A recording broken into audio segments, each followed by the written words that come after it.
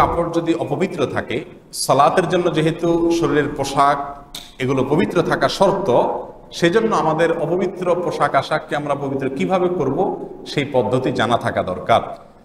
আপনার পোশাকের বা কাপড়ের চোপড়ের যদি কোনো এক জায়গায় অপবিত্রতা লেগে থাকে, সেটা পেশাব হতে পারে, পায়খানা হতে পারে, যে কোনো ময়লা যদি অপবিত্রতা যদি লেগে থাকে, নাপাক হয়, যেই জায়গাটা নাপাক হয়েছে ওই জায়গাটা নাপাককে আপনি দূর করে দিলে, রিমুভ করে দিলে সে কাপড়টা কি হয়ে যাবে? পাক হয়ে যাবে। কথার কথা, কাপড়ে কোনো এক জায়গায় পেশাব লেগেছে, তাহলে যে জায়গাটা পেশাব লেগেছে ওই জায়গাটা যদি আপনি পানি ধুয়ে হালকা ডোলে আপনি ওইটাকে পরিষ্কার করতে পারেন, এবং নাপাকের কোনো আলামত যদি আর না থাকে, নাপাকের আলামত যেমন যেমন ওই নাপাক বস্তুটার গন্ধ অথবা তার বর্ণ কালার এর কোনোটাই যদি না থাকে, কোনো আলামতই আর যদি না থাকে, তাহলে সেটা কি হয়ে যাবে? ইনশাআল্লাহ পাক হয়ে যাবে। এটা হলো মূল কথা। এরপরে আসি, এই কাপড় চোপড়গুলো আমরা যে পদ্ধতিতে সচরাচর পাক করে থাকি তার কয়েকটা পদ্ধতি আছে। এক, পুকুরে অথবা ট্যাপে অথবা প্রবাহমান কোনো পানিতে যদি আপনি নাপাক কাপড় ধোন, তাহলে তার পদ্ধতি কি হবে? এর পদ্ধতি হবে এই, যদি পুকুর হয়, অনেক বড় পুকুর অথবা নদীর ধার অথবা ট্যাপ, তাহলে সেক্ষেত্রে আপনি সেখানে কাপড়কে ধরে যদি একটু ডলেন, হালকা একটু কসলাইলেই সাধারণত নর্মাল নাপাকগুলো কি হয়ে যায়? দূর হয়ে যায়। বাস, এর মাধ্যমে আপনার কাপড় পাক হয়ে যাবে। আর যদি বালতি ইত্যাদিতে আপনি রেখে কাপড় ধোন, তাহলে সেক্ষেত্রে আপনাকে এক্সট্রা সতর্কতা অবলম্বন করতে হবে।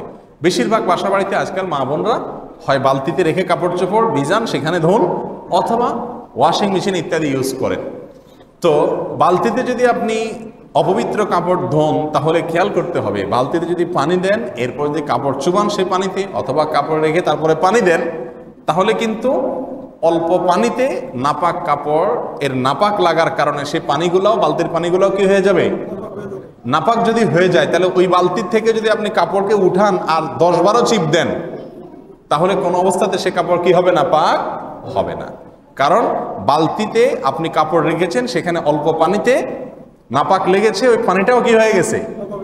এখন ওই পানি থেকে উঠে বারবার যদি চিবান, আর চিবায় আবার সেটাকে চুবান, চুবায় আবার উঠে আবার চিবান, এইভাবে যতবার চিবাইতে থাকেন না কেন, কখনো সেটা কি হবে না? পাক হবে না। আপনি বালতিতে রেখেছেন পাউডার ইত্যাদি দিয়া, ঠিক আছে, সেখান থেকে ময়লা দূর হলো, এরপরে আপনাকে আলাদা ট্যাপের পানিতে ধরে সেটাকে কি করতে হবে? চিবাইতে হবে, তাহলে সেটা কি হবে? ইনশাআল্লাহ পাক হবে। আর যদি ওয়াশিং মেশিনে আপনি কাপড় ধোন, সেক্ষেত্রে ওয়াশিং মেশিনে আপনি যদি সমস্ত কাপড়গুলো দিয়ে দেন, আর যদি ওয়াশিং মেশিনটা অটোমেটিক ওয়াশিং মেশিন হয়, যেটা একদিক থেকে পাইবে পানি নিবে আর একদিক থেকে পানি দূর করবে, বের করবে, এরকম যদি হয়, তাহলে ইনশাআল্লাহ টেনশনের কোনো কারণ নাই। সেখানে পানি একদিক থেকে আসলো আর একদিকে চলে গেল, নাপাক পানিটা স্থির থাকলো না। এবং বেশিরভাগ ওয়াশিং মেশিন যেগুলো অটোমেটিক হয়ে থাকে, পানি এভাবে চলে যায়, আবার নতুন করে আসে, আবার চলে যায়, আবার আসে, এভাবে কয়েকবার যদি হয়, সেহেতু নাপাকের কোনো কিছু আর থাকার সম্ভাবনা থাকে না। বিধায় সেটা কি হবে? ইনশাআল্লাহ বিদিনিল্লাহ কাপড়গুলোকে পবিত্র করবে।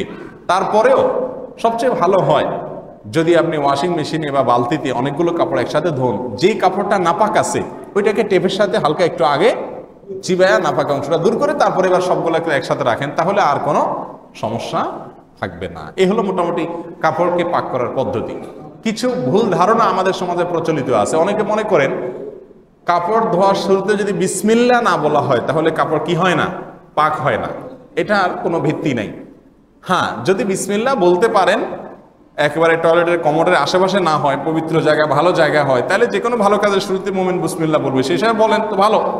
কিন্তু বিসমিল্লাহ না বললে কাপড় পাক হবে না, এরকম কোনো কথা নাই।